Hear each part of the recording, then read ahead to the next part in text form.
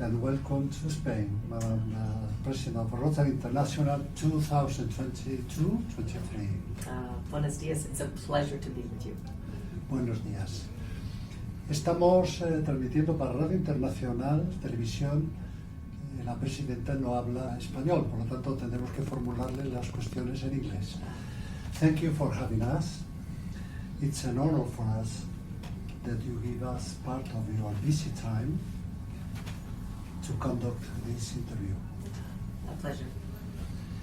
We are delighted, as Rotarians, to have you, Madam, in our country. First of all, we would like to ask you how you feel about such a very important position in the Rotary organization. In terms of serving as our president, Yeah. it is an honor and a privilege to be able to serve as our president in our 118th year of our organization. In particular, I am very proud to serve as our first female president. And while I don't talk a lot about that in particular, I think it is an important distinction right now because I believe it helps us to break down perhaps stereotypes about our organization as maybe male-dominated or elitist, and I think this helps to break down barriers so that others can see themselves reflected perhaps and say, if she can do it, maybe I can too.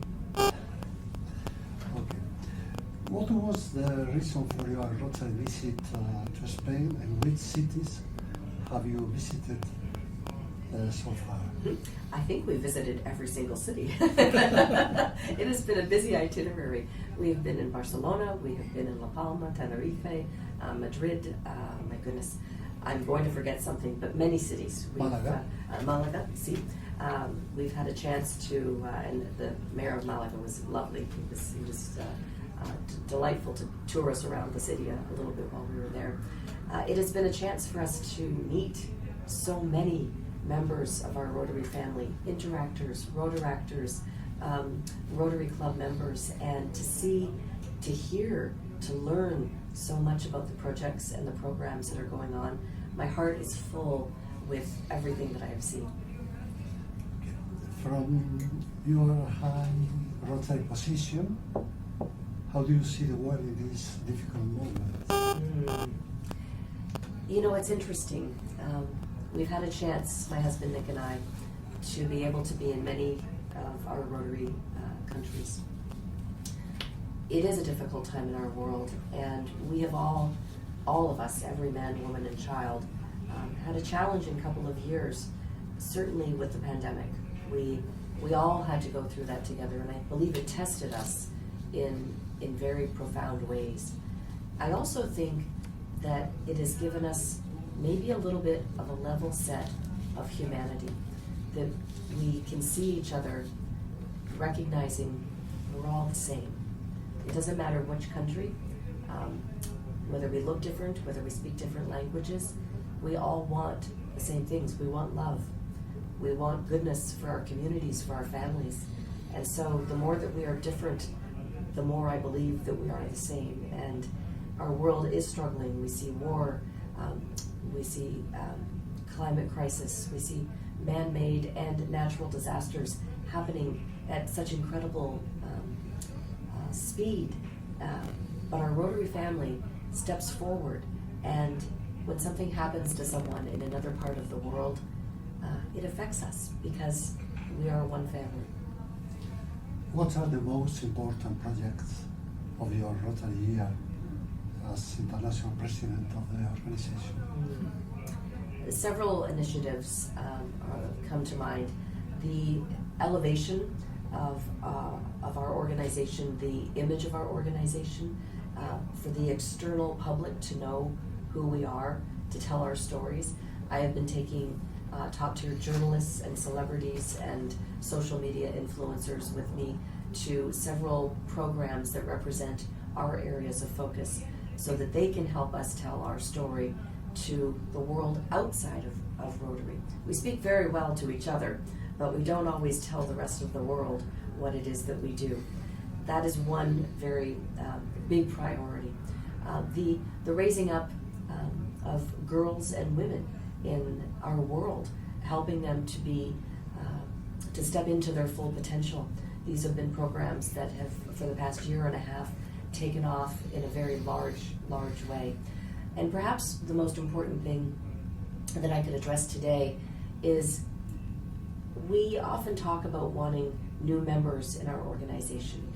I'm a believer in quality, not quantity. We want people who are people, some people think we're elitist. We're not elitist, but we demand excellence. We need people of excellence, people of purpose, people of influence, people of action to be able to do the good work that we do. And so that means taking care of our members.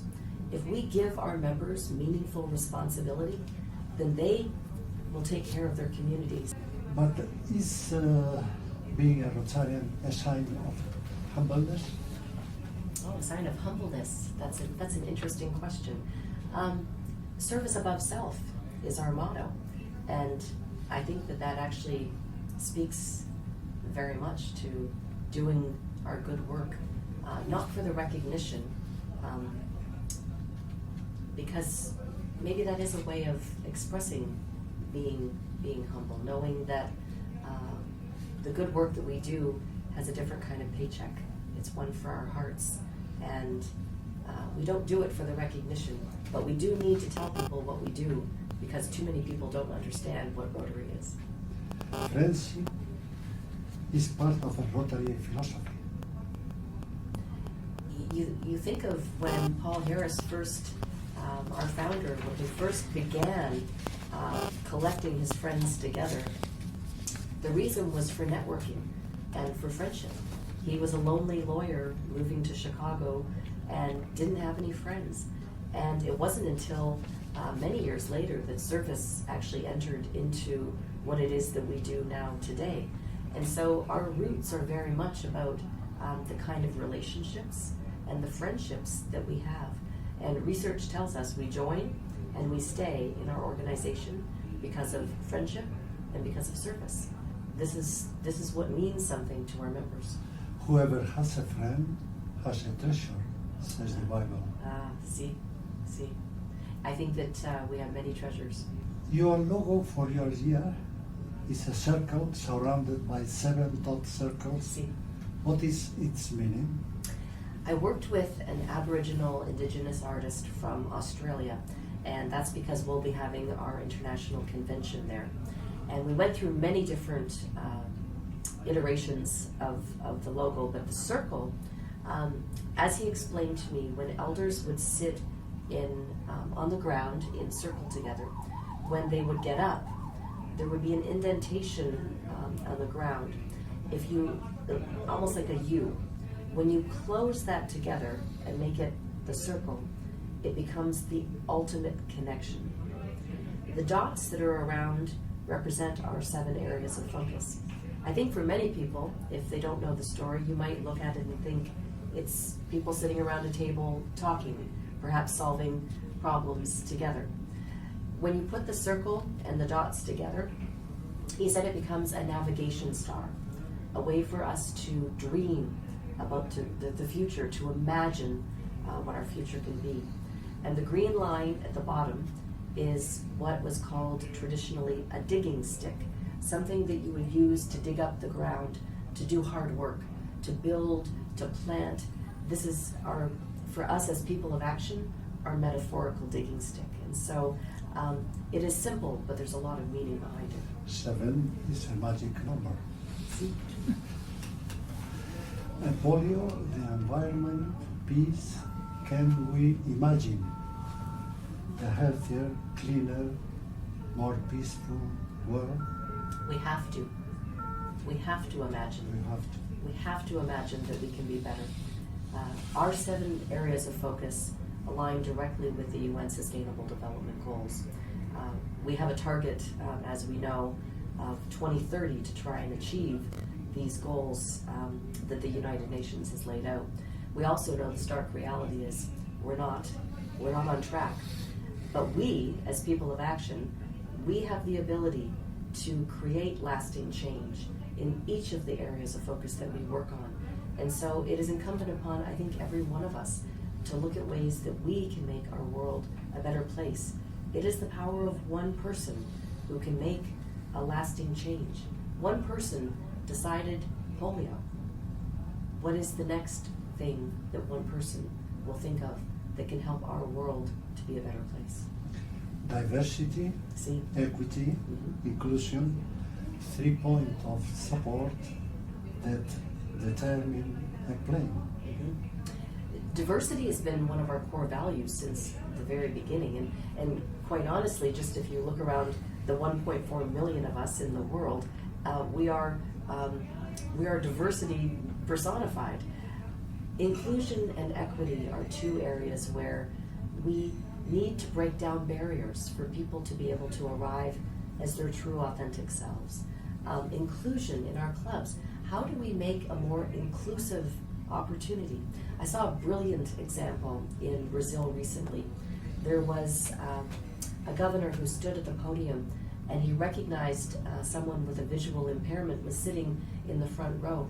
And he started by saying, I am a white man, I am wearing a blue jacket, I am standing to your right, behind me is a flag, and gave an orientation of the room so that that person would understand the space.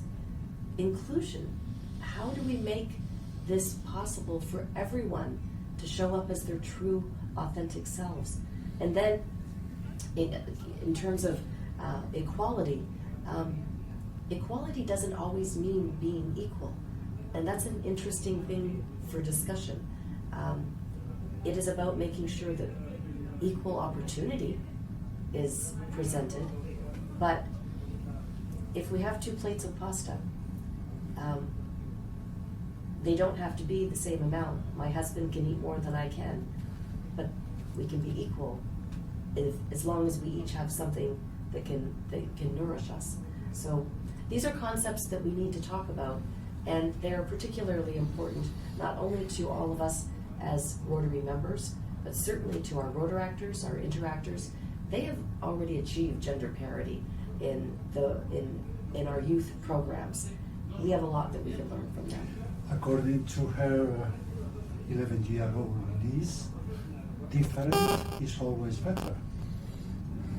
Different is me. That was her quote. Different is always better. Different is me. And this is my niece Olivia. She drew a portrait, a self-portrait, and she wrote that on there. I've used it in many speeches, and I think that as our first female president, it's been an important statement because I do look a little different than what we've seen before in terms of the presidency, but it means that we all have something that we can bring to this role, and we must recognize that, and we must celebrate that. We are our best because of our diverse perspective, the kaleidoscope of ideas and of people that we have in our organization. That is our superpower.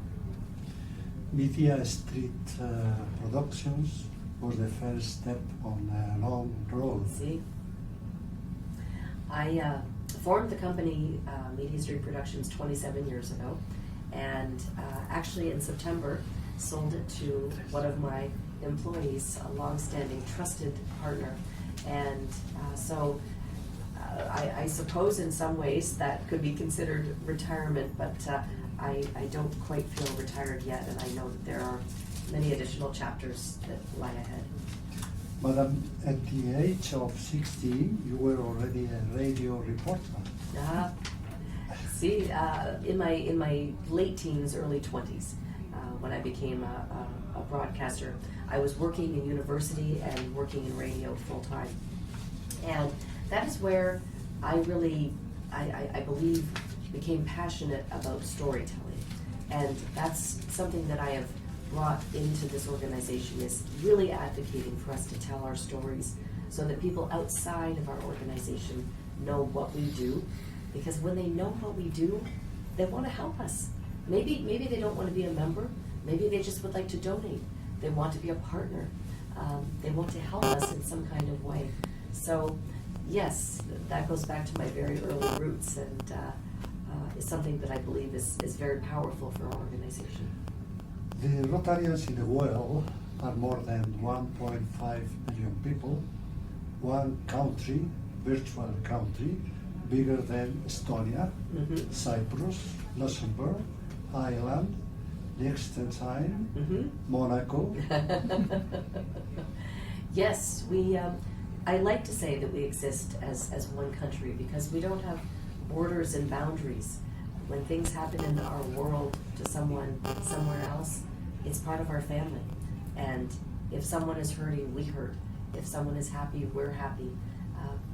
We're privileged as an organization to have this global network and to be able to visit somewhere that you've never been before, to walk through a door and yet meet an individual and feel that you have known them your entire life.